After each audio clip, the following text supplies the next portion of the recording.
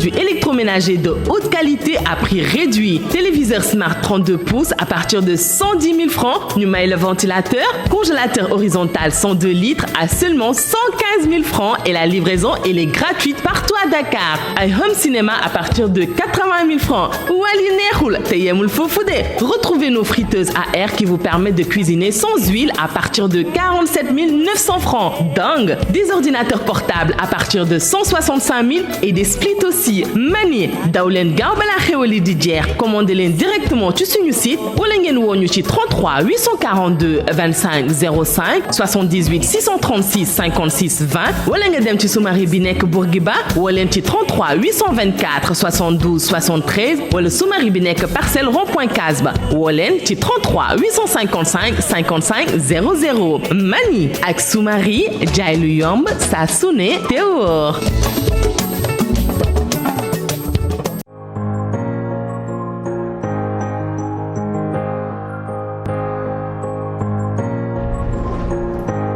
warga gaynde muy warga réew mi ataaya be gaaw a fuurte neex na ku mos mosaat warga gaynde le thé des champions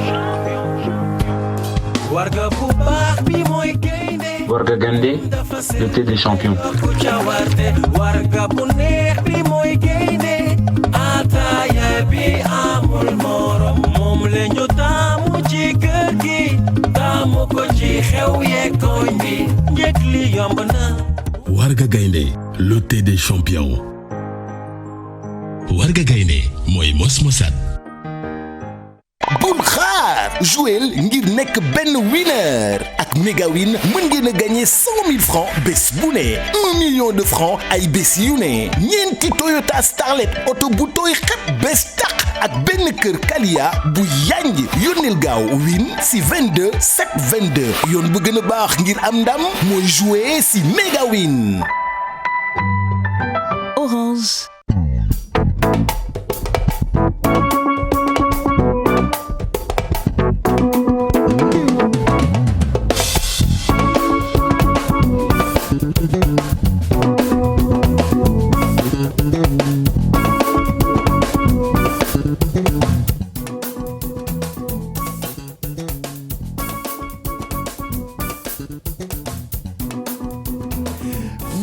Bonjour, merci d'être avec nous. Ñu ngi leen di nuyu gërëm leen ci ànd bi ak télévision Futur Média midi moins quelques minutes il est exactement 11h53 normalement ñu ngi waroon tàmbali 11h45 mais bon c'est pas grave ñu ngi bég lool fas yéene ànd ak yéen ba ci kanam bienvenue dans Midi Plus préparé nañu leen programme bu am solo comme ni ñu koy defee chaque jour désormais je le rappelle encore je prends les commandes du midi et nous parlons de tout dinañu recevoir nag ay gan yoo xamante ni kenn ku ci nekk amal nga njëriñ Sénégal par exemple ñu ngi doog a jeexal lii di FESPACO xam ngeen ni 27e édition bi Sénégal am na fa daanaka place bu am solo ci ay prix mais en même temps ci sagal ak sargal gi ñu sargal dëkk bi ca dëkk boobu ñu naan Burkina Faso kiñ ci gën a ràññee nag ba am mbégte lool fas yéene ko recevoir ngir waxtaanee prix bi nga xamante ni recevoir na ko moo di Molly Kane moom nag réalisateur la cinéaste la ba noppi itam li mu jot ci ay raaya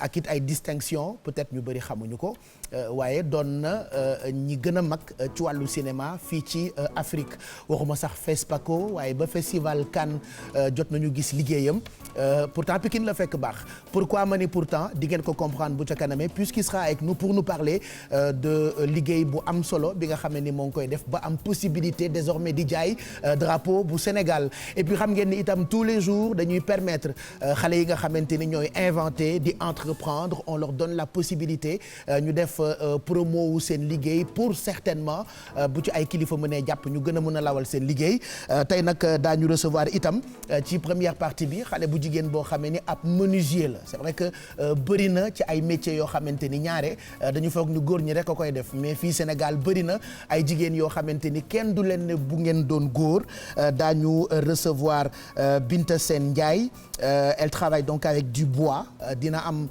ay carton ak lu muy def ci liggéeyam elle nous expliquera tout d'ailleurs dina def liggéeyam bi ci plateau bi bu ca kanamee ci Midi Plus bi et puis boobu ba tey yéen a ngi xaar li nga xam ne ni moo di Teranga Sénégal c'est vrai que teranga yi bëri na plateau bële foofu laa tegee boîte midi plus yi mais am na benn boîte bu nekk nii xam nga boîte yi benn bu ci nekk dafa am ku ñu ko tuddee te bu dee da ngeen wootee ba tànn benn ci boîte non seulement dañ leen di xamale ak héros bi nga xamante ni moom la ñu tuddee boîte boobule et puis bu ñu ibbee boîte midi plus bi lu ci waay fekk rek yow yaa ko moom par exemple bii man lañ ko tuddee je fais ma star un tout petit peu de temps en temps oui ça fait du bien donc 350 000 moo nekk ci boîte Pape Cheikh Diallo il y a d'autres boîtes de l'autre côté boîte yi benn bu ci nekk am na ku ñu ko tuddee boîte Lat Dior Aline Sitoé Diatta Blaise Diagne lépp lu ñu am comme héros rek tuddee nañu la boîte et que boîte yooyu la da ngeen di am possibilité di ko tànn waaye nag tàmbalee guñu Teranga Sénégal ginnaaw nag ku amul yaay namp maam tàmbalee guñu Teranga Sénégal mais à partir de ce midi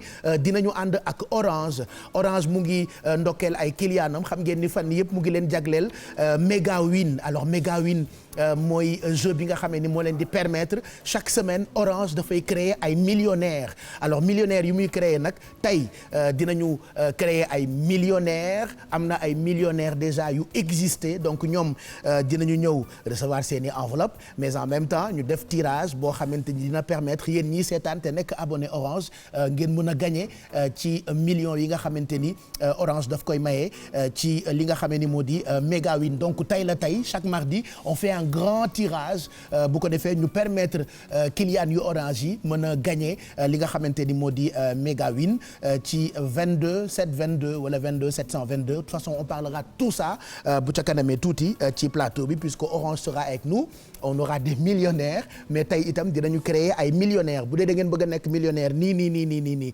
diggante émission bi nii mu tàmbalee ba bu muy jeex ku ci profitowul defe naa mën nga koo réccu donc c'est le moment ou jamais ngeen profito yónnee win WIN ci 22 7 22 voilà donc c'est parti c'est très simple pour le moment numéro téléphone yu télévision Futur Média dinañu ko tàmbalee ibbi à partir de la semaine prochaine mais tey exceptionnellement jarul sax ngeen di woote il vous suffit juste de prendre votre téléphone portable si vous êtes bien sûr abonné Orange ngeen yónnee win WIN ngeen yónnee ko ci 22 7 22 bu ko defee balaa émission bi di jeex dinañu tànn parmi yéen ñi yokk seen ay wërsëgu gagné soit 1 million am na oto bu yanj boo xamante ni Orange teg na ko ak yeneen i cadeau yoo xamante ni pour yéen la alors on parlera de tout ça mais profito leen ci midi plus bi ngeen bokk ci Mega Win bu Orange en gros c'est ce qui vous attend tey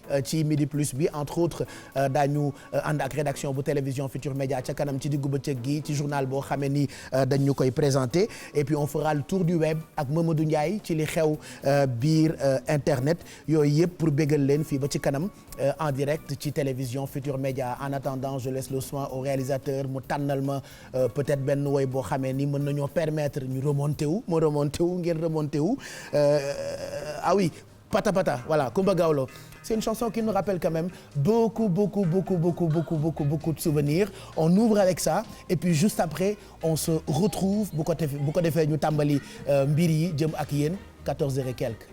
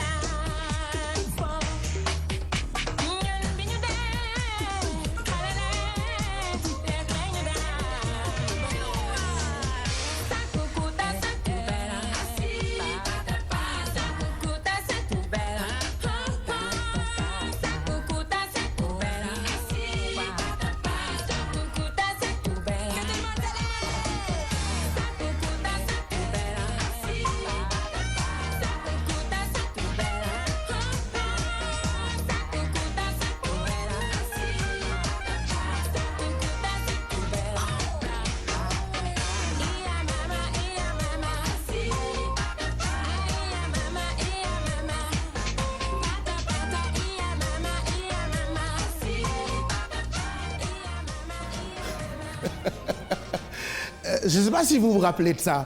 mais woy bi dafa àndoon nag fecc boo xamante ni je pense que Coumba Gawlo rek moo ko mën quoi ça rappelle beaucoup de souvenirs une belle reprise pata pata rappelez-vous Myriam Makeba moo ko woyoon Coumba Gawlo defoon rencontre ak moom Myriam Makeba boo ko déggee sa xel dem ci Afrique du Sud boo ko déggee sa xel dem ci Nelson Mandela elle a été marraine de Coumba Gawlo que nous embrassons d'ailleurs elle nous regarde tous les midis depuis France elle est en train de se reposer parce que wér na loolu moom c'est une bonne information et qu'elle elle va revenir bientôt fii ci Sénégal bu ko defee mu continuer di ñu woyal donc pata pata la ñu bëggoon ibbee tey pour vous faire plaisir est-ce que pare ngeen pour nekk winner bu Orange ak Mega Win tey ci laa nekk ba ca kanam tous les jours am na ay cadeaux yu bëri yu Orange di jagleel ay clientam waaye chaque semaine Orange crée des millionnaires donc tey dañuy créer ay millionnaires moi je pense que c'est le moment où jamais ngeen jël seen ay téléphones portables yónnee Win ci 22 7 22 WIN c'est tellement simple envoyez juste SMS yi et puis ngeen di jouer comme si da ngeen di def question pour un champion vous connaissez non donc à partir de votre téléphone portable des questions très simples on vous les pose on vous les envoie et vous faites beaucoup d'argent plus oto boo xamante ni mën ngeen ko gagner ci Mega Win bu Orange ak kër gu Orange di may ay clientam donc lii moo tax may faral di wax ni Orange moom ku ko fase baada sawdi ko ndax fexe na ba kenn gënu ko ci wàllu réseau téléphonie mobile mais en même temps day delloo njukkal fu mu toll ay clientam donc tey dañu àndandoo ak Orange ba ci kanam on va démarrer par recevoir suñu invité yi profito ci nag gërëm bu baax waa soumari.com bu dee da ngeen bëgg jënd mbir ak lu mu mënti doon la dernière fois j'ai dit soumari.com dafay jaay lépp sauf nit regardez ci suufu écran bi lu ngeen mënti soxla ci wàllu électroménager gis naa ba gis fa karité maanaam ñoom lépp la ñuy jaay lu waay mënti soxla soit nga dem ci seen showroom wala sax bu la neexee nga dugg ci site internet bi di www.soumari.com entreprise la boo xamante ni dafa spécialisé wu ci vente de produits électroniques électroménager téléphone portable mobilier de bureau et de maison alors soumari.com je vous donne un peu seen adresse ou numéro de téléphone bu dee mënu leen dugg ci site internet bi mën ngeen dem par exemple avenue Bourguiba am na Soumari bu nekk foofu seen numéro de téléphone di 33 824 72 73 wala ngeen dem Parcelles Assainies rond-point Case bi ou ngeen woote foofu ci 33 855 55 00 et puis pour lépp loo xamante ni jëm na ci wàllu partenariat ak soumari.com mën ngeen leen a contacter ci 76 840 78 01 wala ngeen yónnee leen mail dem ci site internet bu Soumari muy www.soumari.com on va recevoir dans quelques minutes jigéen bi nga xamante ni moom la ñu leen bëgg a won mu nekk ku am talent day def menuiserie voilà xam nga jigéen ñi moom elles sont tellement coquettes ba am na ay métiers yoo xamante ni d'habitude duñ leen ci gis mais celle qui va venir ci plateau bi fi lekk ay minutes vous allez vous rendre compte que góor baax na jigéen baax na bu ñu ko dee wax dafa am spécialement ñoo xamante ni moo tax ñu koy wax donc moom ñu ngi koy xaar ci plateau bi je rappelle encore mes boîtes jour J moins quelques jours parce que awma date wala jour bu ñu war a tàmbali pour jox leen seen yëf yi yëpp c'est pour vous quoi comme amaguma jour bi donc je dis jour J moins quelques jours regardez boîte yi bu ngeen ci ibbi am na enveloppe bu ci nekk là je vois enveloppe bu toll ci 300 000 ça c'est les boîtes Midi Plus tout ça on vous offre tous les jours ci numéro de téléphone yu télévision Futur Média je sais que bëgg ngeen ñu à un point boo xamante ni ci seeni contact téléphone sax da ngeen ci def TFM ak numéro téléphone yi donc on a beaucoup de numéros de téléphone boo xam yoo xam ni fu ngeen ñu làmb di ngeen ñu mën a daj à partir de certainement fileek semaine prochaine le temps ñuy jeexal liggéey bi nga xamante ni ñu ngi koy liggéey ak suñu xarit yi nekk LONASE à propos de LONASE ñu ngi nuyu directeur bi nit ku baax xale am jom nangoo liggéey monsieur le maire laa ko tuddee Lat Diop ak équipe am yi mu àndal donc on est en train de finaliser collaboration bi nga xam ne ni ñu ngi koy def ak moom bu ko defee ñu mën a tàmbali di séddale enveloppe yi ci Teranga Sénégal ci télévision Futur Média on va retrouver dans quelques minutes Mamadou Ndiaye qui est en train de s'installer bu ko defee mu jox ñu menu li xew biir internet si tu peux faire rapide ngay nuyoo di jaay star seen nga awaa Orange ñu ngi làkk tubaab yaa ngi bondé defal ndànk rek dafa ndànk rek demal nga taxaw fële nga jox ñu sa menu en attendant nga ñuy yaatalal li nga xamante ni moo xew ci internet bi. Mamadou Ndiaye ñu ngi lay nuyu naka suba si j'espère que tu as passé un bon week-end parce qu'on a eu un long week-end ñu ngi lay nuyu Mamadou Ndiaye. maa ngi lay fay oui j'ai passé un bon week-end j'espère que aussi pour les Sénégalais ak internautes yi am nañu long week-end bu neex la.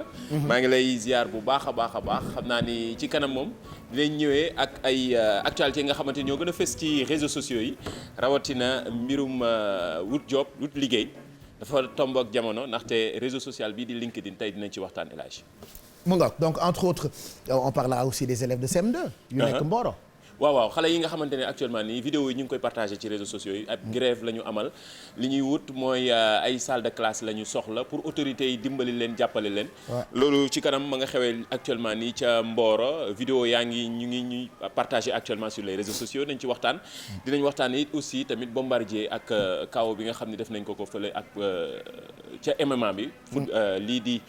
Combat de boxe la ci MMA boo xamante ni beneen polonais ñoo ko doon séq mu def ko waa di polonais la moom xanaa gisu ko woon avant waaye de gis naa ko muy diire ay avion mais jafe-jafe boobu la ñëpp sénégalais yi di wax nee nañ lu tax génnewuñu woon vidéo yi waa ji avant Bombardier di dugg ci combat bi. Bon on parle de ça tout à l'heure ci kanam ana mère Binta Faye moom fu mu mujjee ak bësam bi bës mère Binta Faye fi mu ne nii macha allah de ndaxte gars yi cotisé nañ ko ba muy waajal dem fees fi mu ne am ay 2 millions et quelques. ay 2 millions et quelques ci kanam dinañ ci ñëw c'est chouette loolu moom baax na bon à tout à l'heure initiative yu am solo la internet di jël parfois ci jàppale nit yi d'ailleurs dinañ waxtaanee koo xamante ni vendredi bi passé duggoon na ci émission bi mooy mbirum cancer du sein yooyu gars yi ak élan de solidarité bi nga xamante ne internautes yi jël nañ ko ci kanam créé nañ ko cagnotte voilà créé nañ ko cagnotte c'est vrai qu'il y a beaucoup de choses intéressantes quand même sur internet on a tendance à penser que ay saaga ak ay wax yu ñaaw ak commentaires yu ñaaw moo fay nekk mais li ëpp ci lu baax biir internet defe naa moo bëri surtout fii Sénégal nga xam ni xale yi voilà quoi am nañu conscience bu baax sax moo waral émission li xew ci internet bi toujours ci côté bu positif bi mais surtout ndaw ñi liggéey bu am solo bi nga xam ne ñi ngi ci wutum liggéey bi ak nan la ñuy def ñun saa su ne dañuy waxtaan ak borom xam-xam yi nan la ñuy def ba am liggéey tey d'ailleurs ci mbirum LinkedIn nekk réseau social boo xamante ni bu professionnel la naka la ci nit ndaw ñi mën a defee ba am ci ay réseau yoo xam ne dina leen jariñ ay témoignages yu am solo ndaxte ñenn ñi def nañ ay témoignages fësal ni bu ñu amee liggéey tey wala bu ñuy liggéey ci benn entreprise ci benn boîte grâce à réseau social bii di LinkedIn. Voilà donc à tout à l'heure. Tout à l'heure. On parlera de ça ci li xew biir internet ak Mamadou Ndiaye donc heure bu baax bi fekk si na heure bu baax bi quoi y a aussi beaucoup d'internautes qui nous posent des questions concernant Yeewu Leen kañ la ñuy gisaat Bijou Ndiaye kañ la Mado di ñëwaat kañ la ñuy gisaat Yeewu Leen comment ça va se passer on vous explique tout ça fii leeg semaine prochaine puisque Midi Plus bi tam on va en profiter di def promo programme yu exceptionnel yu ñu leen di jagleel ci télévision Futur Média première télé sénégalaise comme disait l'autre c'est une lapalissade de le dire à tout à l'heure Mamadou Ndiaye midi 10 mooy doog a jot on va parler maintenant FESPACO oui bërki Dembo Ndiaye la ñu ko doon amal ci dëkk bu ñu naan Burkina Faso on va recevoir donc dans quelques instants koo xamee ni Sénégal la sagal waaye fierté Afrique la ndamam lii du ndamu Pikine kese ndamu Sénégal yëpp la un très grand cinéaste li mu jot ci ay distinction mu ngi bëgg a bëri macha allah je touche du bois yàlla na gën a yokk bu ko defee Sénégal di gën a yokk surtout ci wàllu cinéma tout le monde sait que industrie cinéma bi bëgg nañu mu gën a dox preuve bi nag gis ngeen ko ci séries yi nga xamante ni ñoo ngi koy produire mais comme disait l'autre cinéaste il y a des productions plus lourdes beaucoup plus grandes que ay séries ak ay feuilletons yoo xamante ni am na ay artistes ak ay cinéastes yu am talent yu ci mën jàpp mais malheureusement souvent ñun Afrique mën nañoo dugg ci mbir waaye problème mu moyen ak ay nit yu ci jàpp la ñuy am donc on va parler de tout ça ak Molly Kane qui va nous rejoindre dans quelques minutes ci plateau bi mais en attendant regardez explication yi nga xam ne ni defal nañu leen ko ci FESPACO bi ñu doon amal ci Burkina Faso. Festival panafricain bu cinéma ak télévision bu Ouagadougou FESPACO doon na benn bu gën a mag ci festival yu cinéma africain ñu ngi ko créé ci atum 1969 boobu la sax ñu ngi ko tuddee woon premier festival de cinéma africain de Ouagadougou ñaari at bu ne ñu koy amal ca Ouagadougou di capitale bu Burkina Faso.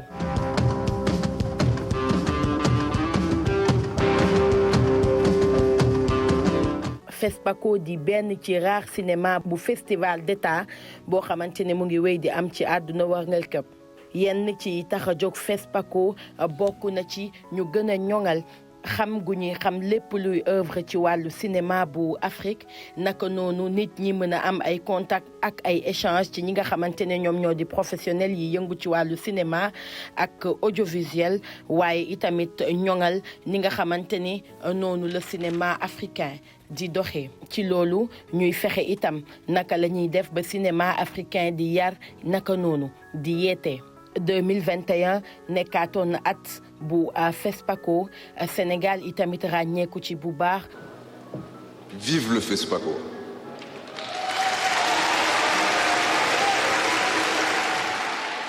fukki film ak ñeent yu ay sénégalais la ñu sélectionné woon ci compétition officielle bi ñu jëlee ci ñeenti prix UEMOA ak yeneen ci ay raaya.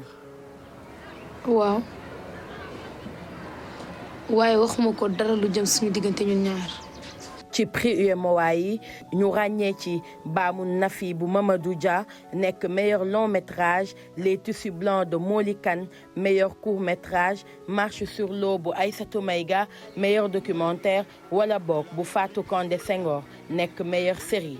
yeneen trophée yi itamit ñu ràññee ci Alassane Sy prix meilleure interprétation masculine moom mooy acteur principal Baamu Nafi bu Mamadou Dia Moli Kane di poulain d'or bu film documentaire court métrage fiction ak filmam bii di Sœur bi wala Le Tissu Blanc Aïssa Maïga naka noonu nekk étalon d'argent bu film documentaire long métrage ak filmam bi di Marcher sur l'eau lu ni mel di ay raaya yoo xamante ni dina tax ñu gën a xoolaat ana ban taxawaay la ñu war a am ci wàllu aada ak cosaan fii ci Sénégal rawatina lépp lu jëm ci wàllu cinéma ngir rekk doxalin bi gën a mën a ñoŋ.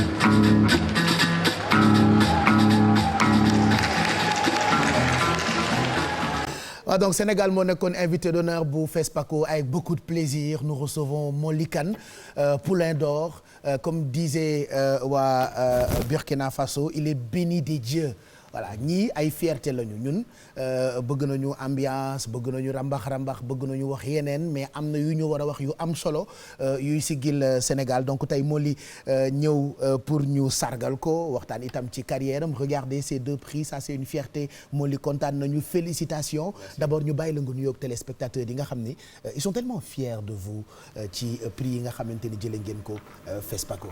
jërëjëf Pape Cheikh maa ngi lay sant bu baax.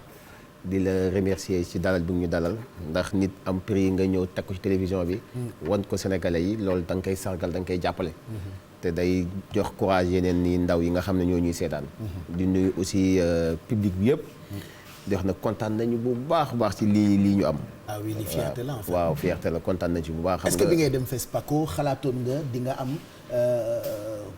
distinction bu toll nii di nga am poulain d'or bi. non ci li nga leen proposé ñoom. non xalaatuma ko woon parce que donte nag liggéeyoon nañu bu baax a baax xam nga projet nga jàpp ko 4 ans.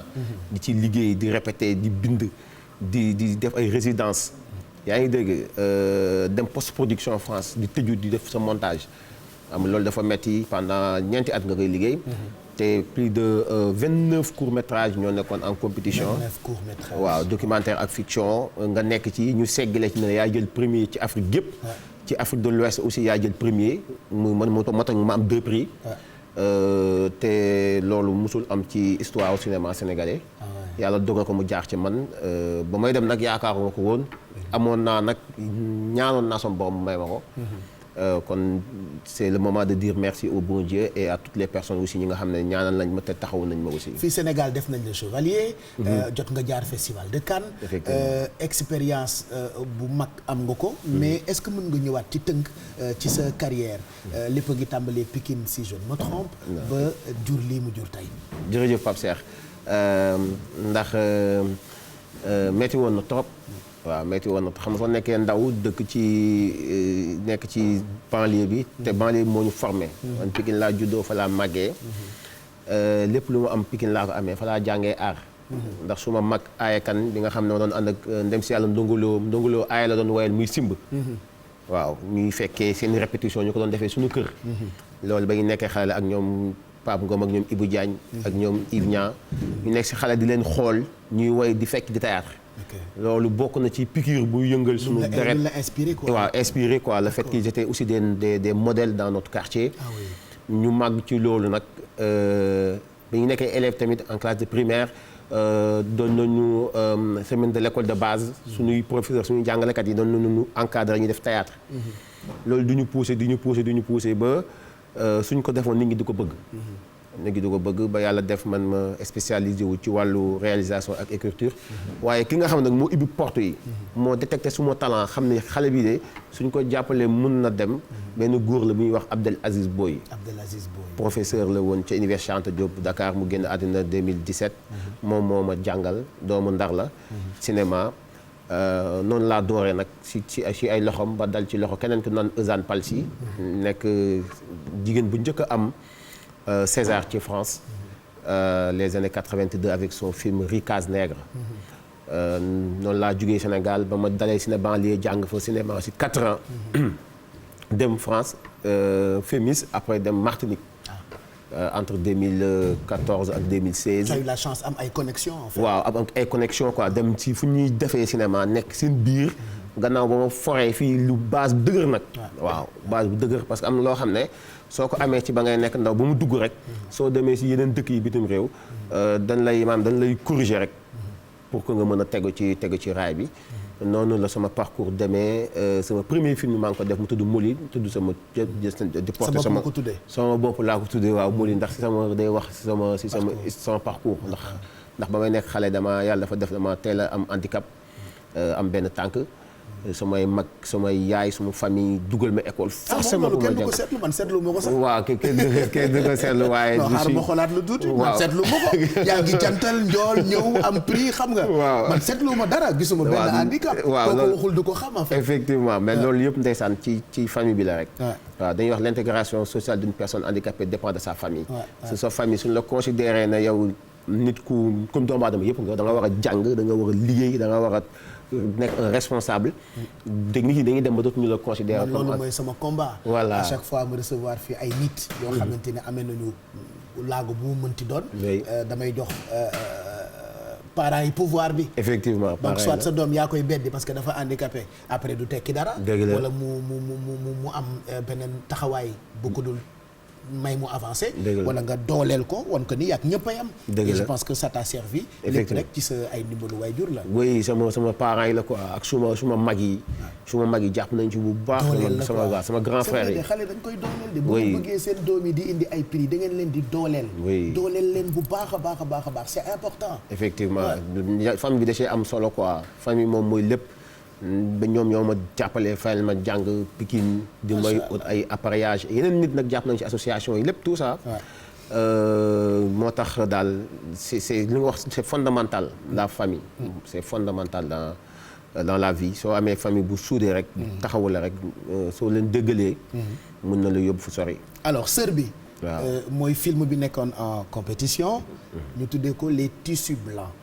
raconte-nous un peu histoire film bi parce que li ma ci jot a cof tuuti yaa ngi ci dooleel jigéen. waaw maa ngi ci dooleel jigéen rôle bu ko ñu ko porté mooy ma jigéen Seck ci personnage bi turum tudd Susanna ak Ousmane personnage bi di Khadim Sène Billy ñu gën a xam ci Billy ñoom ñooy nekk ñaari acteurs yi ci film bi. effectivement maa ngi ciy dooleel jigéen parce que dafa am benn phénomène bu xew mooy xale yu jigéen ñi dañ leen di may borom kër suñu leen mayee borom kër fekk na nekkuñu jànq te ñun suñu société yi dañoo gëm loolu da leen di jaral ak seen i waajur wala ñoom sax seen complicité ak seen i copine ñu dagg billet dem ci yenn dëkk yi ay Maroc dem defaat lu ñuy wax opération d'hymen dem defaat opération bi pour amaat ndaw ñenn ñi dañuy dem ay gis ay ñuy wax ay guérisseurs ou ay féticheurs. ñu xam ne daal non mën na la defal ay incarnation jox la ay kiri pour nga delluwaat amaat sa ndaw. et suñu duggee nag ci ay mariage en faisant ça déjà ñoo ngi kàcc maanaam ñoo ngi parce que mentir c'est pas bon. mënoo di sëy ak nit et que te nekkoo ndaw. nga nëbb ko dem def ay opération. ba le jour J mu découvrir ko. déjà tu mens ton corps. mais aussi da ngay mentir sa partenaire de toute la vie. pour man nit su lay bëgg ndax pression sociale quoi. mais film bi xale bu jigéen loolu lañ koy bëgg a def loo mu ànd ci dem ba si biir elle s'est rendu compte que mais su defee lii day moom day fen boppam. parce que da nga xam ne lii c'est pas naturel. mais aussi day fen ki nga xam ne moom la mooy partenaire de toute la vie. kon waru ko fen da ko war a wax dëgg. kooku su koy bëgg mu bëgg ko ci noonu. te tamit jigéen du nekkul na ndaw rek la ñu war a bëgg ci moom parce que jigéen ëpp na ndaw. waaw donc mu am ci traumatisme. mu am ci traumatisme bu extraordinaire di dem ci ay guérisseurs ñu koy jox ay affaires xam nga di dem ci hôpital pour am ay rendez-vous. ci ay gynécologue pour amaat ndawam quoi. pour amaat ndaw quoi te ndaw su tuur rek tuur na quoi c'est des arnaques. di laaj ay xaalis affaire yooyu mu traumatise ko toute la journée. ba au final elle s'est rendu compte que mu dem gis benn mère ñu nga xam ne dañuy nekk ñuy def excision en général di xarafal jigéen ñi. dañuy faral di def genre mel noonu. ñenn ñi dañ koy def kooku woo ko nag léegi da koy bëgg a jël ay lancette ak ay affaires yoo xam ne bu ka ñawaat. sans mu am anesthésie sans mu am dara xale bu jigéen di ko laaj ay questions quoi mu ne ko effectivement am nga si ay infection lu nekk mën na si jur. xale bu jigéen ne ko non man je préfère assumer en fait. parce que lii su ma ko defee su ma samay infection feebar dëkkal ma ci ma ñàkk sama bakkan maay perte quoi. maay perte.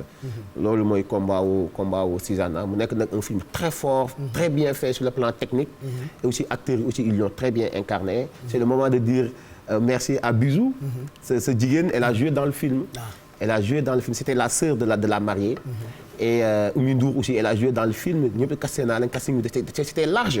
parce que j'ai voulu rendre hommage à toutes ces femmes là ñi nga xam ne c'est des battantes te Bisou fait partie de ces femmes qui sont braves aussi. voilà histoire de Susanna racontée donc dans ce film. Sœur bi. di film boo xamante ni am na prix fi nga xamante ni moo di FESPACO li réalisateur di dund ci ay jafe-jafe nag bëri na. je pense que c'est le moment pour ñu wax ci parce que heure bii.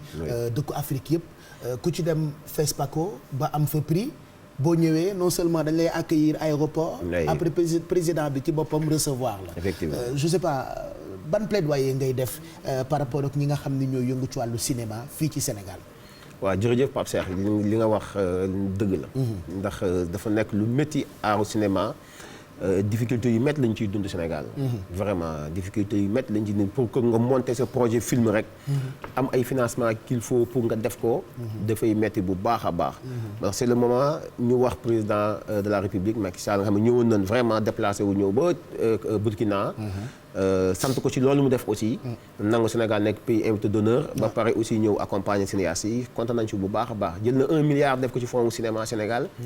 nee na ko dolli na ko def na si beneen 1 milliard muy 2 milliards pour l'année 2022. parce que cinéma day jaay dëkk. day jaay dëkk léegi nag wax bi neex na trop mais li ñu koy ñaan mooy na fond bi efficace. maanaam suñ ko waxee rek dès année bi jot rek. ñu dugal fonds yi ba pare permettre les acteurs et les réalisateurs ñu mën a réaliser seen film. ba pare ñu beral loxo tamit li ñuy wax court métrage. ndax xale yi ci foofu la ñuy dooree. te su nekkee ba ñuy door. jàngaluñ leen accompagner wu leen ñu def ay films yu baax suñu demee ba nekk mag duñu am la main quoi. dañuy parce que si tu commences avec ay peu de moyens pour que nga accéder fi nga war a accéder dina jafe quoi. moo tax daal ñu ngi leen di ñaan état Sénégal ñu jàpp si recevoir guñ ma nag. donte président wax na ma ci làmmiñam na ma Mody kontaan naa si li nga def. et que incha allah on va se voir au Sénégal maanaam que ñëw naa ci jàmm et bëgg naa aussi. mu recevoir jeunes yi cinéastes yi jox ñu loxo ndax ñu ñooy relève bi te amuñu ku dul suñu réew te moom mooy jiite réew mi te am nañu yaakaar ci moom moom sax président j'aimerais qu'on l'écoute ci keroog bi mu leen fekkee foofu Burkina Faso puisque Sénégal moo nekkoon invité d'honneur bu FESPACO président Macky Sall teewee ko ak ministre de la culture bu Sénégal. FESPACO a atteint ses lettres de noblesse. FESPACO xew-xew la bu kenn dootul natable moo tax maa ngi profité ci bi la ndaje ngir delloo njukkal waa axlu cinéma moo xam producteurs yi réalisateurs yi ak acteurs yi yëpp maanaam ñëpp ñi nga xamante ne dañuy yëngu ci wàllu cinéma ak audiovisuel dañoo war a gën a taxaw ngir gunge ak dooleel li nga xamante ne mooy cinéma bu Afrique. prendre de plus en plus une part importante. doomu Afrique yi tamit war nañu gën a dugal seen loxo ci lu aju ci financement cinéma bi loolu rek moo ñu mën a may ñu def cinéma boo xamante ne day wax ci mbiru Afrique ñu jagleel ko Afrique laata muy jéggaani biti réew. Mais un cinéma d'abord pour les Africains avant d'être un cinéma pour le monde. Et pour fas naa yéene liggéey ci ak sama xarit président Mac Kaboré su ko defee ñu waxtaane ko Union africaine xool ni ñu mën a def ngir jàppale cinéma bi fii ci continent bi loolu moom suñu réew Sénégal mu ngi ci ak FOPICA. Nous avons institué au Sénégal à travers le FOPICA et qui passera à partir de janvier 2022 à 2 milliards. atum 2022 dinañ ko yóbbu ba ñaari milliards. loole war na yokku saa su nekk ngir ñu mën a am cinéma bu am qualité. Que notre cinéma soit à la hauteur du cinéma mondial. voilà ñu ngi gërëm Ibou Diouf ak équipe yi nga xamante ni ñoo jógee télévision Futur Média demoon teewal ñu ca fi nga xamante ni moo di FESPACO. si vous nous rejoignez Moli Kane mooy suñu invité ak prix yi nga xam ni jëlee na ko FESPACO ça c'est une fierté moo tax ñu invité ko tey pour en parler. je pense que jot na kilifa yëpp gën jàppale xale yi nga xamante ni ñu ngi góorgóorlu di liggéey di yóbbu drapeau bu Sénégal fu ñu ko foogee tut bërki démb boo demee Burkina Faso dafa meloon ni Sénégal Ouaga comme Dakar grâce à ces réalisateurs. donc il va rester avec nous bu ko defee ñu continuer wax ci liggéey bu am solo bi nga xam ne ni ñoo ngi ci wàllu cinéma fii ci Sénégal. en attendant midi 28 mooy doog a jot 13h daañu ànd ak rédaction bu télévision Futur Média. Cheikh Ngoné mooy présenté journal bi. Cheikh ñu ngi lay nuyu lan nga fas yéene yaatal bu ca kanamee tuuti. maa ngi lay fay bu baax a baax Pape di nuyu également ki nga xam ne moom moo di sa invité li ñuy fas yéene yaatal dina bokk ci ñi nga xam ne nag ñoom ñoo yëngu ci wàllu napp ak itam mareyeur yi ca diwaan bu Jifeer ca région bu Fatick la nekk ñoom ñooñu nag mer ba futtu la ñu def ci aaye napp yi nga xam ne nag daal dañ leen koy aaye ba tax itam ñu joxoñ baraamu tuuma ki nga xam ne moom moo di chef bu service local bu pêche bu Jifeer jamono yi la ñuy sàkku bokk nañ mu daal di jugee ca foofee nga xam ne nag moom la ñu nekk ngir ñu mën a wëyal seen i ay activité bu baax a baax waaye itam Pape daañu wax ci li nga xam ne nag moom moo amoon ca diwaanu Sikicoor ajjuma wi li nga xam ne nag moom la ñu génn di ndell wi nga xam ne nag amoon na fa ba lu toll ci ay doomi aadama ñàkkoon ci seen bakken ña ca gaañu itam bari woon na lool fa nga xam ne moom moo di ca Kandiadiou lu ni mel itam tax na yenn ci ay soxna yoo xamante ni bëgg nañ jàmm Casamance ak itam présidente bu Haut Conseil bu dialogue social jàpp ne mbir mu ni mel dafa war a dakk lépp lu ñeel wàllu ndel yi ak itam lu ñuy xeetoo war a doon loo xamante ni dañu koy fàttaliku ca diwaan bu Sikicoor léegi-léegi daañ ci ko gën a faram-fàccee ci jotaayu xibaar yi Pape Cheikh.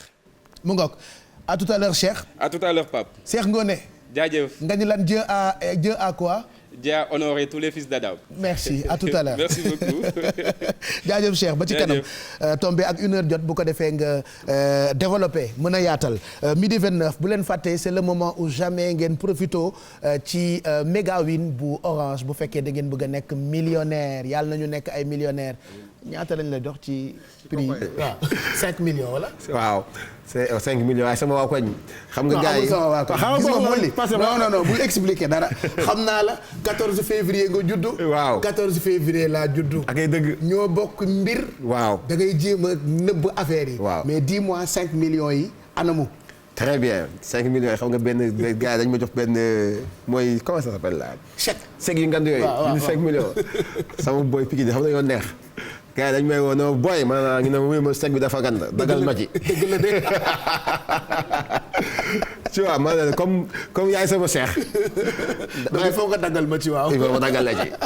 donc chèque 5 millions. mais y a pas eu que toi am na itam yeneen sénégalais yoo xamante ne ñoom Aïssa Maïga et tout ça. waaw yëpp nañu am distinction ci festival. waaw ñoom Aïssa Maïga Tata Fatou Kandé. xam nga Amadou Dia. ak ñoom Alassane. tu vois ñoom Diego ñoom Yorom Mbaye. tout ça waaw on a eu quand même ay 11 prix je crois. waaw 11 prix yoo xamante ni ñëw na Sénégal. 11 prix yoo xam ne président non seulement daf leen war a recevoir mais bi ngeen di jógee Burkina dañu ko waroon yëg comme ça ñu ñëw accueillir leen aéroport. parce que mérité ngeen ko tout ça vous l'avez pour cinéma au Sénégal c'est une fierté. effectivement Coupe d'Afrique la ñu andi moom. ah oui Coupe d'Afrique la carrément. carrément 54 états ñoo fa daje. quand tu pars dans un autre pays et qu'on te parle d'un Sénégalais bu liggéey dara da nga ciy kontaan quoi. dëgg la vraiment man nag waa Pikine moom vraiment maa ngi leen sant ndax ba ma ñëwee excès sama waa koñ Pikine ginnaaw raay gépp a génn vraiment tëgg fecc ils étaient très très contents man je m'attendais pas à ça. tu vois mais sant naa leen bu baax def nañ ko waa Pikine ginnaaw raay maa ngi leen di sant bu baax a baax a baax a baax ñun ñëpp génn nañu. ñun ñëpp génn nañu ciné banlieue aussi. ba ma fa demee pareil c'est la même chose hier complexe Léopold Sédar Senghor ci ñoom Leyti. waa Arco. ñoom ñëpp aussi génn nañu. complexe bi fees dell ils ont célébré cette belle victoire léegi nag lu des comme ni nga ko waxee président recevoir ñu rek te soxal nañ ko bu baax parce que am nañ lu ñu ko bëgg a jébbal. li nga xam ne mën na yóbbu cinéma sénégalais bi gagné prix neex na trop waaye il faut que mu qu'il sert à quelque chose en fait. ci Sénégal yàgg nañu am ay cinéastes yu mag. waaw ñan ñoo la ci inspiré parmi grand cinéastes yi nekk Sénégal ils ont eu à faire de très grands films. waaye effectivement xam nga cinéma mën ñu ko wax te waxuñu Sembène Ousmane. waaw waxuñu Sembène Ousmane mi nga xam ne mooy suñu waajur ci wàllu cinéma. man quand je préparais l'émission rek. sama xel yëpp dafa nekkoon ci tableau ferraille par exemple. voilà Moussa Sène Absa moo def tableau ferraille. def Madame Brouette. moom tamit ay film yu mag la def c'est un grand cinéaste. Alain Gomis aussi a un style particulier. moo tax il a eu 2 fois étalon d'or de Yenenga moom. et puis ren moo am statut. waaw ren moo am statut Burkina Faso boulevard boobu c'est foofu statut bu foofu soo fa demee. am na ñetti statut Sénégal. yoo ay doomu Sénégal lañu Poulain Soumana Viera. Alain Gomis. ak kii comment dirais-je Sembène Ousmane. tu vois. ak Sembène Ousmane loolu lu rëy la nga dem ci di dëkk boo xam ne da ngay gis ay doomu Sénégal ñu taxaw leen statut ñu taxaw. te amuñu fi statut fii ci réew mi. loolu xaw naa yéeme quoi kon ñu ngi ñaan tam suñu autorités yi. mooy localité bu nekk. wax ma ci cinéma kese mais soo fa amee doom tey Pape Cheikh fi nga yaroo màggee fa. li ngay jariñ ci réew mi yaatu na lool. dañoo war a jël école ba fa ne ñu tibbee ko Pape Cheikh. jël statut tef ko pour wan na doomu gox bi ne kii kat fii la juddoo ay at mu ngi liggéey ci média di ko def nu mu waree kon war nañ ko sargal pour xale yi mun am référence boobu da ngay dem man exemple comme sama marraine Eusane Palsy Martinique gu mu dëkk commune bu mu dëkk lycée ba fa nekk turam la porté cinéma bu ndaw ba fa ne turam la loolu day tax xale yu fa nekk ñu xam ne ñoom am nañu référence am nañu suñu mbedd yi suñu tali yi lu tudd ay tur yoo xam ne man ñooñu xaw ma leen nañ ko dippee doomu réew mi ci secteur yëpp nag waaw tey maire bi nga xam ne doon jaay caaf ba ñu nekkee xale ñu koy maire caaf su koñ bi mu nekk jànq di jaay caaf ba nu mu màggatee sàccul fenul yor table am boobu di jaay caaf référence la ci koñ bi dañ ko maire Thiaf moom fu mu doon toog nañ fa def monument da ko woowee monument maire Thiaf war nañ ko mën a woowee monument maire Thiaf waaw mais muy dëgg et puis ban idée ban xalaat nga am ci média cinéma télévision au Sénégal gis nañu prolifération séries des séries qui cartonnent effectivement yamul Sénégal kese boo gisee par exemple je damay wax rek dans la foulée maîtresse d'un homme marié par exemple yeneen dëkk yi dañu koy consommer comme ñun ni ñu daan consommer ay séries ivoiriennes ban xalaat nga am ci production cinéma yu Sénégal waaw jërëjëf wax nga lu am solo analyse bu am solo nga def loolu la ñu yoolu wooye le cinéma populaire waaw série yi c'est le cinéma populaire te série yi cinéma ñun bi ñu def dañu war a appuyer wu ci cinéma populaire boobu pour gën a yaatal mbir yi waaw ndax cinéma dañ ko dugal ci benn élite boo xam ne il faut nga dem salle de cinéma il faut nga am benn kii bi affaire yooyu mais quand soo amee cinéma populaire boo xam ne télévision dañ koy seetaan tout le monde consomme day gën a yaatal mbir bi li ma leen ci wax rek ñoom ñaar la kese la bu ci njëkk bi mooy bu ñu fàtte suñu éthique bu ñu fàtte fu ñu bokk bu ñu fàtte lu ñu gëm waaw ci suñu série yi ñuy xawal rafetal yenn yi te bàyyi xel loolu ñaareel bi mooy état bi na leen jàppale série yi gën a bëri su ko defee ñu koy consommer ci suñu télévision yi muy méngoog suñuy réalité ndax ñun producteurs yi di ci am dara waaw mooy yoon ak acteurs yëpp di ci am dara parce que mënoo tam di liggéey ci film àddina bi xam la te mënoo fayal sa bopp néeg loolu dafa doy waar loolu dafa doy te dernièrement j'ai vu beaucoup d'acteurs loolu la ñuy kaas amuñ ci dara tur na ci am mais effectivement doo ci am dara production yi tamit ñoom dañuy produire parce que j'ai plein d'amis producteurs yu yor ay boîtes de production dañuy produire parce que ñu ngi ci mais ñoom seen revenu fan lañ koy jëlee à part plateforme télé yi VOD yi chaîne YouTube yi ñoo leen di fay quelques sponsors loolu la ñuy am suñ ci fayee ay frais de tournage lu leen di fay comme journée ci acteurs yi ci la ñu mën a yem quoi ils n'ont pas grand chose aussi les producteurs donc dañuy sagu mais ils n'ont pas grand chose on est pareil léegi nag chaîne boobu dañu fa war a jugee dañoo war a egg ci niveau boo xam ne tey su ma nekkee acteur Hollywood soo demee Los Angeles quartier boulevard Hollywood soo fa demee fu star yi dëkk da ngay taxaw di photo quoi comprendre nga te ñun suñu cinéma mën nañu yóbbu foofu parce que loolu ma lay wax li ma lay wax nii am na Angola am na Ghana am na Afrique du Sud ay acteurs de cinéma yoo nga xam ak réalisateurs yoo xam ay stars lañu Nigéria seen marché cinéma dafa yaatu dafa dox Bollywood dafa yaatu seen ñoom ay stars lañu dañuy yor xaalis quoi léegi pourquoi ñun Afrique francophone surtout Sénégal on peut pas faire ça on peut pas continuer dans la pauvreté en faisant de l'art alors que ce que nous faisons ça nous apporte beaucoup d'argent et ça apporte beaucoup d'argent à l'humanité pourquoi nous en revanche on n'a pas de retour financier parce que tout simplement suñu économie cinématographique amul et souvent pour une bonne production financement yi sax bitim réew lay jógee bitim réew lay jógee la plupart dans certaines productions non mais 99% on dit la vérité tey sooy def film su nekkee ne parce que film su nekkee dafa am coproduction bitim réew ak Sénégal bitim réew film di jar 1 milliard de francs CFA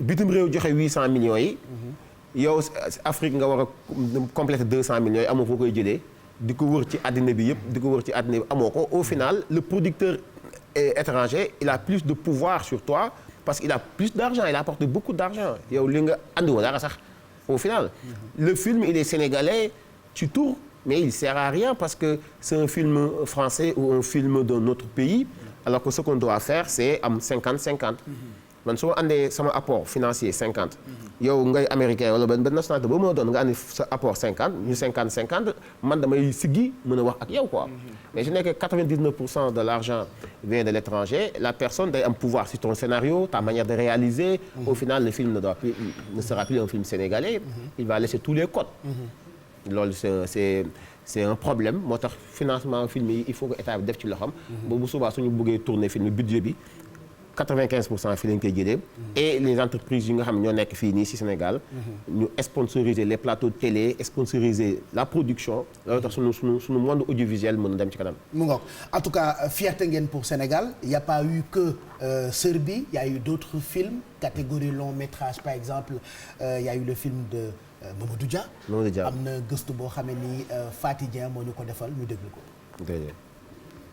fii mi ngi ko dikkee ci atum 2014 Mamadou Dia doon soog a àgg États-Unis foofee sax dafa tàmbali woon am njàngam nekkoon di def master mu juddoo ci njaboot goo xam ne dañoo fonk diine ndax waajuram imam la mu bëggoon a soppi gis-gis bi ñenn amoon ci wàllum diine walleen ne l'islam jàmm donga ca nekk moo ne day baamu na fi du film bi mu njëkk a bind ndax ci atum 2016 génn na benn court métrage dippee ko Samedi Cinéma film boobu sax wane nañ ko ca Mostra bu Venise ak Toronto International Film Festival mu nekk scénariste nekk itam réalisateur Mamadou Dia am na expérience bu am solo ci vidéo journaliste ci dendoob Afrique bi nekk na journaliste reporter d'image ca Mali Burkina Faso ak yeneen i réew moom mi génn sax ci New York University Teachers School of the Arts mi ngi wane ci filmam yi frontière bi dox diggante réalité lu ñu dund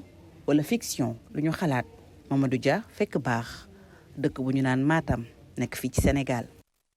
merci Faty nag daa bëri fit mu ngi mel ni ku newoon Burkina Faso ndax lii mu ñu nettali ci long métrage bile leer na ci bopp et on félicite ki nga xamante ni moo di Mamadou Dia on les recevra tous ci plateau bi comme nii ñu ko defee ak Molly Kane daañu recevoir ñoom Aïssa Maïga ak ñëpp ñi nga xam ne nii ñu ngi ci wàllu cinéma fii ci Sénégal je pense aux équipes de Marodi waa Marodi ou Mborodi ça dépendra de noo koy prononcer de façon ñoom ñu ngi góorgóorlu aussi ah ñu ngi def liggéey bu am solo malgré difficulté yi. waaw ñoom ñu ngi woon ca Mika. parce que FESPACO nekkul rek ay film yu ñuy teg mais aussi dafa am benn marché. marché bi nga xam ne ay stand ñoo fa nekk ngay ñëw di présenter say produits. gis naa amoon nañ fi stand bu mucc ayib. te stand bi ça a été très très bien visité. ñun képp koo xam ne yaa ngi nekk ci mode série ñëwoon nañ fa parce que on était côte à côte avec stand Sénégal bi nga xam ne c'était pour le cinéma. et ñoo ngi bàyyi seen waar ci liggéey bi ñu encouragé leen gën leen wax rek ñu gën a góorgóorlu quoi parce que affaire bi yombul. mais seen touche ci cinéma am na solo. am na solo bu baax a baax a baax a baax. mu ngoog en tout cas on est très content tu vas rester avec nous comme ça ñu continuer émission bi daañu recevoir beneen jeune koo xam ne ni jigéen la mais menuisier quoi. travail papier lay liggéey quoi j'aimerais juste Apulaay nga woon ñu un peu li muy liggéey toi aussi arrête de dormir ah 13 heures quand même jot na bu fekkee am nga ko montre ça aux téléspectateurs bu ko defee ñu gis liggéeyu ki nga xamante ne ñoo ngi koy waaj a recevoir ci plateau bi regardez ce qu'elle fait tu as vu hein kii menuisier la de pourtant elle a tellement de talent que qu'on s'est dit pourquoi pas ñu invité ko tey ci plateau bi mu ngi tudd Binta Sène Ndiaye elle est femme donc menuisier elle travaille avec du bois mais également sur du carton day jël carton bi ñuy sànni di ko recycler di ci def ay meubles di ci def ay pouf dina def démo wala démonstration ci plateau bi dans quelques minutes moom mi nga xamante ni moo di Binta Sène Ndiaye menuisier kenn du ko ne boo doon góor en attendant c'est le méga win bu Orange da ngeen di envoyer win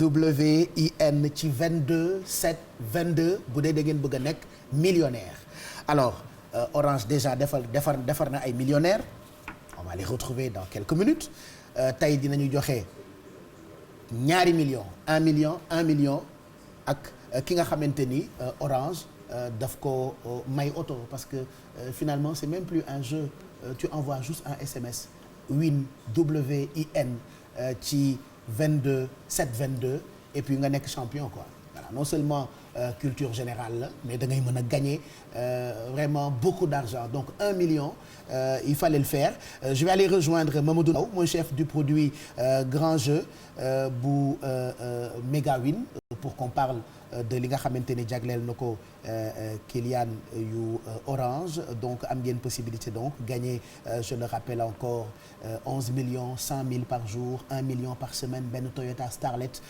bu CFAO et puis une très belle villa kër gu mag goo xamante ni xam naa moom li xelam a ngi ci waaye boo ci bëggee bokk da ngay jouer c'est très simple il faut juste prendre son téléphone surtout heure midi plus bi entre 11h45 ak 14h30 defe naa moment la boo xamante ni da ngeen war a accélérer cadence bi ci message yi ngeen di yónnee bon je te vois envoyer man nag xaw ma ndax am naa droit envoyer ou pas je vais demander ça à maître Diouf huissier de justice puisque ñoom ñooy superviser li nga xamante ni Orange dañ ko jagleel seen ay clients Mamadou Ndaw ñu ngi lay nuyu merci d'être là avant de retrouver gagnant yi ci plateau bi j'aimerais que tu nous expliques Megawin comment ça se passe. Merci beaucoup Pape Cheikh ñu ngi nuyu en tout cas suñu 11 millions de clients yi nga xam ne ñu ngi suivre di leen jaajëfal bu baax a baax mais surtout nos joueurs yi nga xam ne boobu la ñu ngi joué ci Megawin alors Megawin nag dafay jeu boo xam dafa xew si jamono muy jeu boo xam ni sa téléphone portable nga yore toog sa biir chambre wala toog sa néeg di yónnee ay question ñu lay yónnee question ngay tontu nga gagné 100 000 francs chaque jour 1 million par semaine benn Toyota Starlet chaque 3 mois mars joxe nañ juin joxe nañ septembre bii nii danañ ko joxe jeudi incha allah mu des beneen auto en décembre avant ñu ci daj dëkk bi muy la villa de 365 mètres carrés mais 100 000 rek doyoon na non mais xam nga boo amee xaalis foo nga am oto am kër goo dëkk. quand même moo tax Orange indi leen loolu. je suis avec maître Diouf. dama koy bàyyi mu présenté wu nga xam ne moom mooy certifié tirage yi nga xam ne moom la ñuy def. maître Diouf voilà donc c'est maître Diouf du cabinet de maître Wendé huissier de justice au 106 avenue André Pétavin. Donc je suis venu sur le plateau pour certifier le jeu Megawin.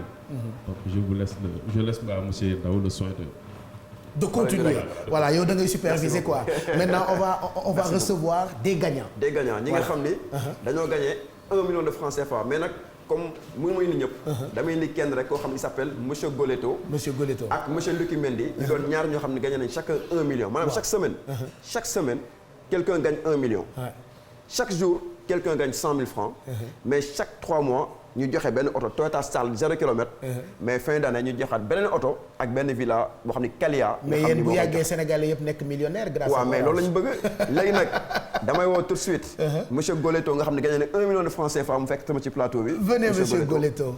voilà bienvenue voilà avec un grand chèque quand même. waaw mën nga ko wone. voilà monsieur Goleto également gagné na 100 000 francs ci jeu Mega Win. dafa envoyé win. au 22 722. maanaam boo defee WIN. nga yónnee ko au 22 722 aussitôt tu reçois ton pack de questions. loolu la def mu gagné 1 million ñu ngi koy jaajëfal bu baax. di ko féliciter encore une fois merci beaucoup. voilà. merci félicitations. mën nga taxaw ni merci voilà venez par là. maintenant am na kenn ku ñu wax monsieur Lucky Mendy également. un heureux millionnaire aussi gagné na 1 million ci jeu Mega Win. dafa yónnee win yéen xam ngeen Lucky Mendy bi xam ngeen ko. non xamuñu ko waaye xam nañu daal. est-ce que yéen xam ngeen ko. xamuñu ko de. est-ce que yéen xam ngeen ko. voilà monsieur Lucky Mendy. c'est comme si dama lay dog foofu. c'est comme man ma jouer gagner ñu invité ma ci beneen télé. alors lui c'est notre aîné. suñu kilifa la moo ñu yar RTS. ah super. donc ça tombe bien. kon waxoo leen dara. waxuñu dara je vous laisse peut-être la parole nga expliquer maanaam noo def ba gagner 1 million de francs CFA. je vous tiens ça Lucky Patrick Mendy. voilà dans un premier temps dama xool kii bi dañ ma jot message bi ma jotee message bi ma ne bon xaaral ma tenter sama chance. dama joué au bout de 2 semaines. rek ñu woo ma ne ma. tout le monde peut jouer en fait. 2 semaines. 2 semaines ñu ne ma gagné nga. bon je n'en croyais pas mes yeux. ma ne bon. 1 million. après ma woote ñu ne ma non c'est 1 million. ma toogee après maintenant ñu envoyé ma xaalis bi. par Orange Money. par Orange Money. par Orange Money voilà. mbaa sa compte plafonné wul woon. non dafa plafonné woon nag mais après ñu déplafonné ko. donc na Sénégal yëpp déplafonné seen compte Orange Money parce que Orange dafay créer ay millionnaires chaque semaine. voilà te nag li ci neex encore une fois mooy moom mën na ko wax maanaam jeu bi. sa portable nga joué. tous les jours maa ngi ñu woo la sa téléphone portable na gagné nga. nga jot ko par Orange Money. donc je pense que le parcours est extraordinaire. tous les jours maa ngi macha allah kon continuer di jouer bu baax. donc merci waaye nag dama yem ci millions yi xam nga millions yi doyul. Orange yaramam dafa tàng moo tax mu ne année bi dañuy joxe 4 oto. muy Toyota Starlet 0 kilomètre yoo xam ni kenn musu ko dawal. ki njëkk a gagné maa ngi koy nuyu de passage Mourou Taxa Amar. malheureusement jotul ñëw. mais kiñ naan Papa Atoumane Gueye Thiès sa dëkk. moo gagné deuxième oto bi il est là Papa Atoumane Gueye jege sil. Papa Atoumane Gueye deuxième oto bi. moo gagné Toyota Starlet bi. avec une grosse clé ah voilà war ko gars yi ñu gis. mais Papa Atoumane yow Orange fuyel na la ah.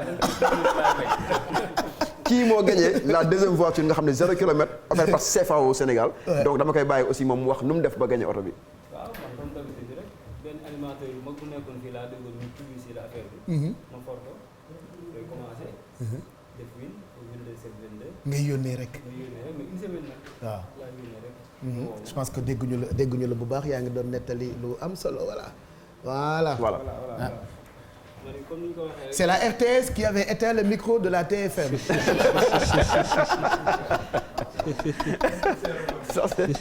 On est en direct. C'est les aléas, c'est pas grave. Donc yaa ngi doon wax. waaw comme ni nga ko waxee rek benn animateur bu mag bu nekkoon fii. laa dégg un jour muy publicité ci rajo bi. très bien daal di ko bëgg a gagné xam nga. envoyé win au 22 722. après ma envoyé jël option sport comme ça man damaa bëgg sport. bon une semaine laa gisee nag. franchement pas. et puis dégg naa question yi dafa yomb man tànte naa ko démb. mais li ma laaj mooy. couleur taxi yi te li ci gën a neex kenn du la bombardé ak ay questions. chaque jour 8 questions la lay dóor rek. ne la ba suba. voilà chaque jour 8 questions ne la ba suba. turbo mooy ñi nga xam ni. dañoo xeeb 3 questions yi dañoo am ci 8 questions yi xam nga Mega Win nag dafa yomb. maanaam booy doog a jouer tu as droit à 3 questions. mais à 150 francs par jour. nga am 3 questions kese. mais bu dee da nga dem ba bëgg a nekk maanaam bëgg am ay points yu bëri. da nga am ci ñaan turbo zone mooy 300 francs par jour nga xam ne 8 questions ngay am. soo amee 8 questions yooyu nag mooy mën tax nga mën a gagner 1 million. wala gagner kër gi wala oto bi. donc ñi sont des joueurs turbo moo tax nag mooy wax clients yi nga xam ne ñi ngi jouer déjà. ñu dem ci option turbo. option turbo. mooy deal bi quoi boo ko defee rek. da nga jot 8 questions te kii laakaar naa moom la jot. monsieur Goleto également moom la jot. je pense que moom aussi am na peut-être kàddu gu mu war a sànni. pour et puis chaque réponse da ngay am 5 points je pense. 5 points même mauvaise réponse nga am. ñu may benn point. yéen daal da ngeen di fo da ngeen di maye quoi. monsieur Goleto aussi je pense que moom am na lu mu ci mën a wax monsieur Goleto juste peut-être de parler de votre parcours. bàyyi ma téyel la nga téye wala ma téyel la 1 million bi bàyyi ma téyel la 1 million bi. Moi j'encourage tous les clients de Sonatel et Orange de faire le Mega Win. C'est un truc qui marche. La preuve est là. Et même les concurrents là, ceux qui sont dans les autres campagne téléphonique. Il faut venir jouer au Megawin. Voilà. Venez au Orange.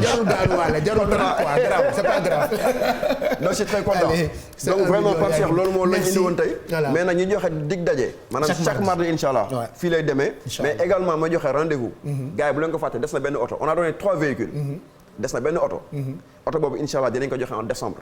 mais nag may jox suñu clients yëpp di leen wax ni kat vraiment Orange mi leen di woo. ngeen tapé win au 22 722. wala sax bu la neexee nga def dièse 111 dièse 228 dièse. bu ko defee nga bokk ci jeu bi. 3 questions yi ñuy laaj. ci 3 thèmes la. sport. culture générale wala musique yaa xool bu neex nga tànn ci donc Megawin 150 francs la par jour bu dee 3 questions la mais également 300 francs par jour bu fekkente ni 8 questions la man nag ku bëgg a gagné kër gi da nga dem ci turbo nga def turbo nga yónnee ko bu ko defee nga mën a gagné kon nag li ma bëggoon wax yow wax na ko finalement soxla leen animateur en fait. Merci, on est très content. Merci beaucoup. On est très content. Donc, mardi prochain, Lucky Patrick Mendy, merci. Hein? J'espère que fier nga ci liggéey bu télévision Futur Média. Merci en tout cas. Merci beaucoup. Merci. Et félicitations aux autres gagnants. Merci beaucoup. Voilà. Allez. Continuez donc de jouer au Megawin. Envoyez juste WIN ci 22 722 bu dee da ngeen bëgg a nekk millionnaire. C'est le moment ou jamais. Profitez-en. Au moment où je vous parle, mën ngeen envoyer SMS yi ci 22 722 WIN chaque semaine Orange dafay créer ay millionnaires fii ci Sénégal ay enveloppe yu 100 000 ñu jaarale ko ci Orange Money 1 million par semaine ñu envoyé leen ko ci Orange Money kër gi nag mooy gros lot bi moom la ñuy préparer pour def tirage bi d'ici quelques semaines mais en attendant oto bi itam ku ne bëgg na koo am lépp rek Orange moo ko jagleel ay clientam alors tous les jours ñu ànd ak Orange waaye chaque mardi en direct ci Midi Plus ci la ñuy amal grand tirage Megawin ci télévision Futur Média grâce ak Orange et je répète ma phrase Orange moom ku ko fase da nga koy baara sawdi parce que li mu nekk ak ay clientam limite maye la lii c'est même plus un jeu c'est-à-dire lu ñuy maye la da ngeen di yónnee di am xam-xam am ay points mën a bokk ci tirage yi et que chaque semaine on propose un grand tirage ci Megawin bi ci télévision Futur Média dans quelques instants ñu àndaat ak rédaction bu télévision Futur Média ci jotaayu xibaar diggu bëccëg gi en attendant je prends ma pause café. Ouais, c'est bon.